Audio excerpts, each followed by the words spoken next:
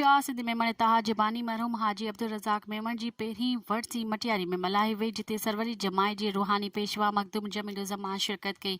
Media सां ॻाल्हाईंदे चयो त मुल्क अंदरि लाडलनि जो वॾो तइदाद मौजूदु आहे, पर असुल लाडलो उहो हूंदो जेके अवाम चूंडे। पीपी ख़िलाफ़ सदाईं अहिड़ा इत्तेहाद ठहंदा रहंदा आहिनि। उन्हनि सां पीपल्स पार्टी ते को बि फ़र्क़ु नथो पवे। इलेक्शन कमीशन अञा ताईं हतमी तारीख़ जो ऐलान नाहे कयो। जीअं ऐलान थींदो त ख़बर पवंदी, इलेक्शन जो माहौल जुड़ंदो। हाजी अब्दुल रज़ाक मेमण हिकु मोहबत कंदड़ ऐं आशिक़ रसूल हो। संदसि लाइ दुआगू आहियूं। संदसि औलाद सां गॾिजी अवामी ख़िदमत जारी रखंदासूं। हाजी अब्दुल रज़ाक मेमण जो केर बि ख़ाल नथो भरे सघे। वरसी में अॻूणे MNA मखदूम जमील ज़मान, सैयद जानी शाह हुसैनी ऐं सिंध जे मुख़्तलिफ़ शहरनि मां मौज़ूज़ शख़्सियतुनि वॾे अंग में शिरकत कई। मज़ीद ख़बरनि ऐं तफ़सीलात लाइ विज़िट कयो असांजी वेबसाइट www.awamiNewsHD.com ऐं ॾिसंदा रहो अवामी न्यूज़ HD।